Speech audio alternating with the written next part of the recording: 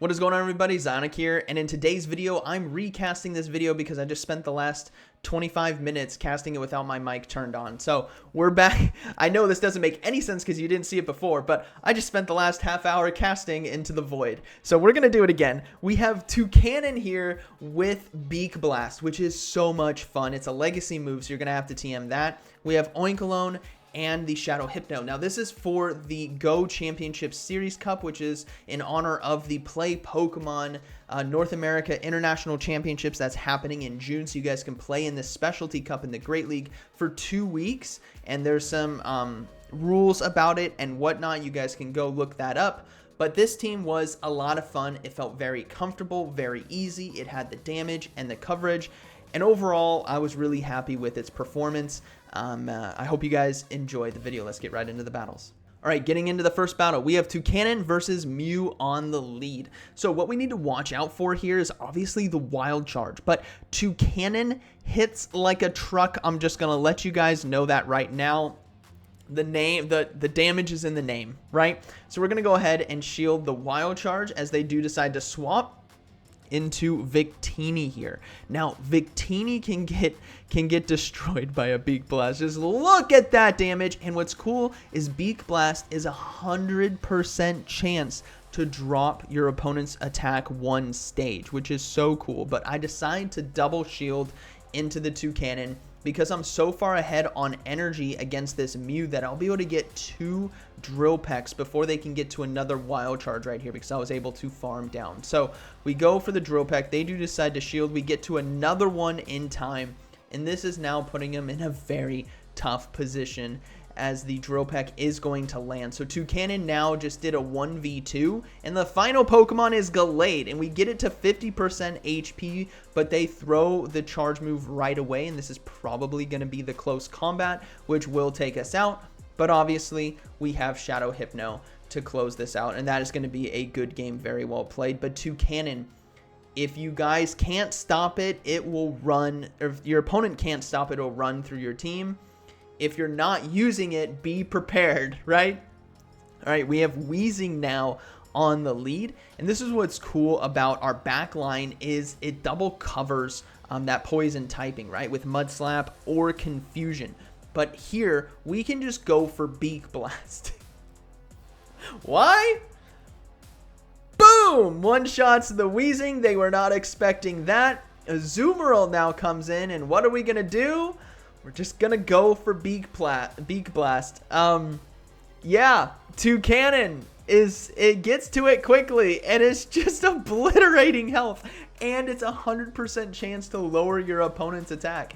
It's beautiful. It's such a beautiful charge move. Toucannon is just so good as we do see a Dunsparce come in. So we're going to go for Thunder Punch right here as this will be neutral damage. Obviously, we don't want to go for the Shadow Ball, but I just want you guys to witness what has happened in the first 2 games, right? The Toucannon nearly one-shot that Victini and then took out the Mew and then fast moved down to 50% of the Gallade. It just one-shot a Weezing, took out 70% the health of a Azumarill, and I'm finally getting to use my second Pokemon. Like, it's a lot of fun to use. So we now have Thunder Punch coming through. We get the Dunsparce low, but we swap into Oinkologne as we want to be able to farm down for energy. Now, Azumarill is the only thing left. I'm like over-optimizing right here, keeping everything alive. But yeah, Azumarill is just too low. I can just Mud Slap down. I don't need to throw a charge move. We didn't even need to shield right there, to be honest. But we'll respect the Ice Beam. And we're going to go ahead and fast move down. And that is going to be a good game, very well played, as my opponent decides to surrender. All right, moving into the next battle, we have Toucannon on the lead versus Blastoise. So this is going to be an interesting situation because Rollout actually does a lot of damage, and they're going to be able to get to the Hydro Cannon before we can get to Beak Blast. So we are going to have to shield here, but we can go for Beak Blast just to try to get that cheeky, basically one-shot, or we get the shield and we swap into Hypno as they will be debuffed. So we go for Beak Blast. We do get the shield, so we're going to swap into Hypno now, and they're going to look to throw the charge move, which is fine, right? The attack is lowered, so if there's ever a time to no shield, now is the time, as Hydro Cannon doesn't do that much damage. They swap into Pidgeot, which is perfect. We have the Thunder Punch ready to go for that. And this is just like an ideal situation to be in because we apply so much pressure with fast and charge moves that this Pidgeot is just not going to be able to handle it. Now we can safely shield right here and farm down with confusion as we were able to get one through. And yeah, 1, 2 more confusions and it's gone. And now if the Blastoise decides to come back in, which it is, we can just get a Thunder Punch off for free because now this is going to be getting the final shield. So things are looking very good for us. And you got to be asking, why did they bring in the Blastoise when they know I have Thunder Punch? So I'm going to keep the Hypno alive. And it was actually their own Hypno in the back. So they were worried about the Shadow Ball and they couldn't really fast move down with confusion. And since we were so far ahead on energy, things could have gotten a bit dicey. Now I decided to go for the Trailblaze right there, thinking that if I go Trailblaze and Body Slam, I can take out this Hypno before they get to like the multiple Thunder Punches. And sure enough, we do go for Body Slam, but a bit too late. But looking at the damage calculation, we survive. Thunder Punch is not going to be enough. We can go for Body Slam here, and since it's boosted and same type attack bonus, it should be enough to knock out. So we do get the knockout. We swap back into Hypno so that the Blastoise is forced to throw. If they don't and they try to overload on energy, I'm going to get to that Thunder Punch. So Hydro Cannon will take us out, but now Toucannon can easily come back in and go for the Drill Peck, and that is going to be a good game. Very well played to my opponent. But yeah, Toucannon did a lot of work. Shadow Hypno as well. I mean, this team feels pretty well-rounded for this cup so far. All right, moving to the next one, we have Toucannon on the lead versus Kingdra. Now, this is a really cool situation because Peck is going to do so much more damage than Dragon Breath. Just look at what we're dealing with right here. I mean, so much more damage. I guess you could say that's about even. Maybe I'm a bit off in terms of the damage, but it feels like a lot. Actually, I'm getting him to about 50% right there. So we can go for Drill Pecks here, and this is gonna be a lot of damage, guys.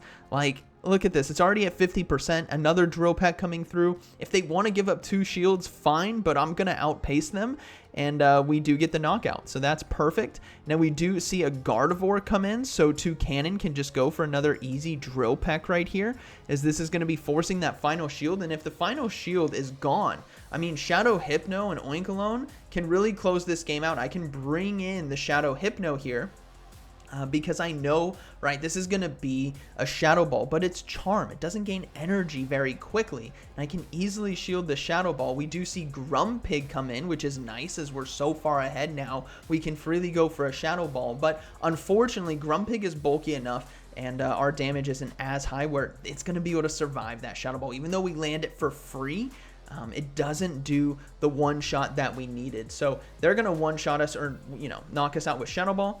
And then we're going to come in with the Oinkologne and farm down with Mud Slap. So that is going to be a good game as the Gardevoir is going to go down to Body Slam. So really solid battle right there. The Toucannon put in so much work in the early game against that Kingdra. It felt really good. And then we got the shields there from Gardevoir as well. So good battle. All right, moving to the next one, we have Toucannon on the lead versus Oinkologne. So really solid lead matchup for us. We do see them swap into Weezing. So we're going to bring in the Oinkologne now, and this is looking pretty good for us, right? Mud Slap is just going to be beautiful. Now, you could technically bring in Shadow Hypno, but the concern there is the Brutal Swing. So that's something you're going to have to watch out for. But in this matchup, we don't need to worry about the charge moves. If they went for an overheat, so be it. But we can survive one. So yeah, it's going to be fine. We're going to go ahead and shield. It's just going to be another Sludge. And then we're going to be able to go for Body Slams here to knock this thing out, maintain switch advantage.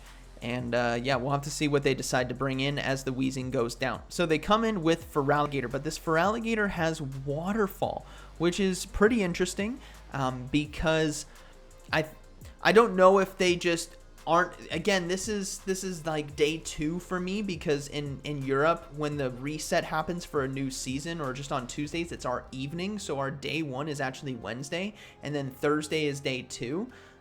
So I'm still like, you know, in the low rank, like no one's at ELO rating yet.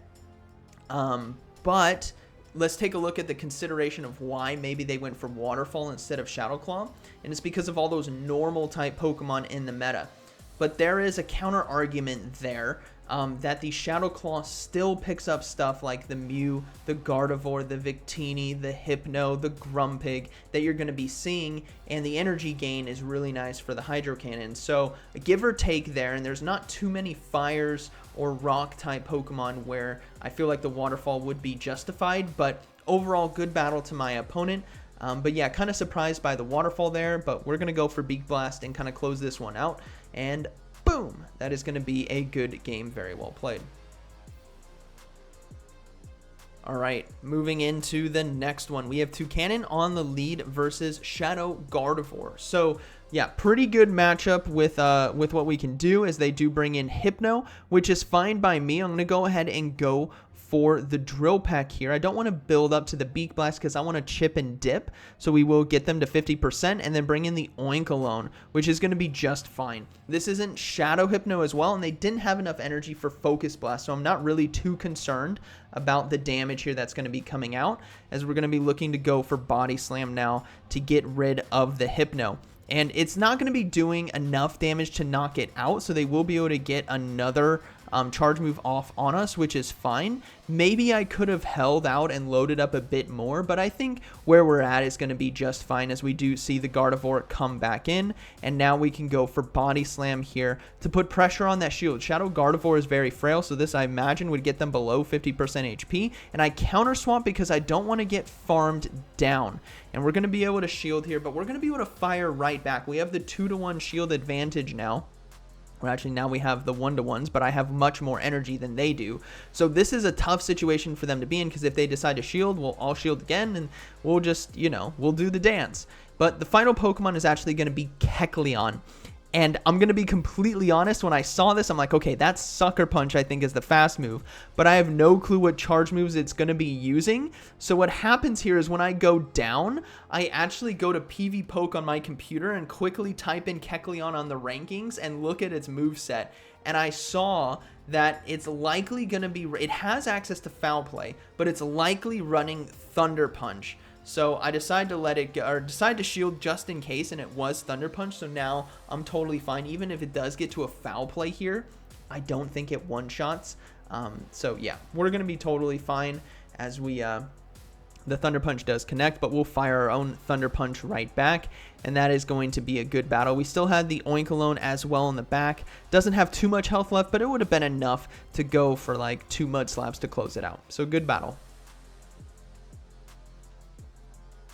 All right, moving to the next one. We have Toucannon on the lead versus Dunsparce. So I'm going to swap out right away. I don't want to be catching those fast moves, but it's actually Astonish Dunsparce, which is throwing me off because I was anticipating Rollout. Now, had I stayed in, that's a completely different story, because all I need to worry about is Rock Slides, and even then, it's not one-shotting me. It's coming from a Dunsparce, and the fast moves are negligible. But in this matchup, what we're just going to try to do is soft lose this mid-game matchup so we can come in and look to farm down. So we're going to go for another Thunder Punch here. We get them relatively low, and they decide to throw the charge move. So this is fine. We are basically in the ones, and now I can load up on energy with Toucannon, not having to worry about rollout. It's Astonish instead. We get the full farm down, and now I'm in a very good position.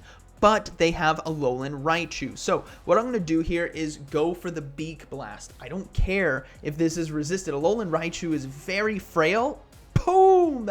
I mean, a resisted charge move there just did 80% of their health, and their final Pokemon is the Galarian Weezing. So our Mud Slap is going the distance here for us. This is why I had the Oinkologne on the team, as I was so concerned about the Alolan Raichus that I knew would start to appear more and more often because of the coverage that they have in this meta. There's a lot of water type Pokemon. There's a lot of flying type Pokemon. Alolan Raichu can go a long ways with that. So the Oinkologne with Mud Slap gives us that coverage. It gives us a lot of those great neutral matchups. It gives us the Trailblaze into all the waters and Mud Boys, and it gives us the Mud Slap into the Galarian Weezing, which is also popular. So good battle to my opponent. We are able to survive and Mud Slap down, but Oinkologne really a great anchor on this team in today's sets. All right, moving to the next one. We have Toucannon on the lead versus Lapras. So if this is Ice Shard, I don't want to stay in. And I find out very quickly it is Ice Shard, so we're going to go ahead and swap into Hypno. And this is still, obviously, if they're deciding to stay in, it's still a good matchup for us. But I don't want to take the Sparkling Aria damage. Shadow Hypno in this situation needs to do a lot for me. And they bring in Shadow Swampert. And what's so cool is... Shadow Ball. Boom! Like, they decide to let that go, and I don't even have to shield. Like, in this situation, oh, sorry for hitting mic. Sorry for your ears that I hit the mic. I'm not saying sorry to my mic. We don't need to shield there on the Hydro Cannon, right? Because it's not enough to one-shot us, so they really got stuck in a suboptimal position. And we had so much energy that we could apply that pressure. Now, I've flipped the mid game, maintained the 1-to-1 shields, and I can bring in Oinkologne here to this matchup, and I don't need to shield right away. Oinkologne is pretty bulky. It's as bulky as a fortress. And we do see Togekiss come in. So now I come in with Toucannon, and I make a slight mistake.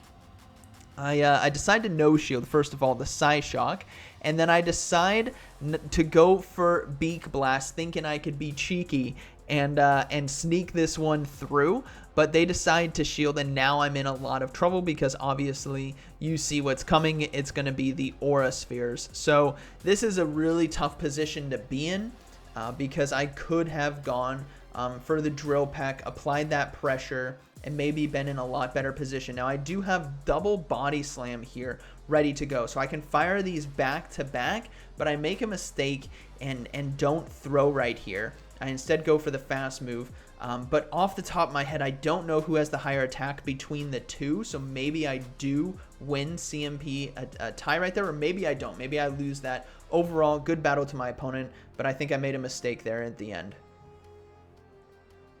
All right, we got Whiscash now on the lead, so the really good matchup for us, and they do decide to bring in the Raichu, which is Oinkologne. Come on in. This is what it's built for, is handling those Alolan Raichus that you're often going to see on a lot of teams. I think there's a lot of utility that it can bring to this meta. As I mentioned before, it's got the Trailblaze, it's got the Volt Switch fast move, right? You got the Electric Charge move, whether you want to go for Wild Charge or Thunder Punch. Like, you have the coverage for this meta. It's a great Pokemon to have, which is why I needed the Mud Slap as the anchor on my team. So we're going to go ahead and shield the Trailblaze. So now we're down 2 shields, but we're up switch advantage and a lot of energy with a 3-to-1 Pokemon matchup. And we have so much energy that we can go for Trailblaze here into Whiscash, which is huge. This is why Oinkologne is so amazing as kind of like the Swiss Army knife, kind of, if you'd say, or the Leatherman for all the construction dads out there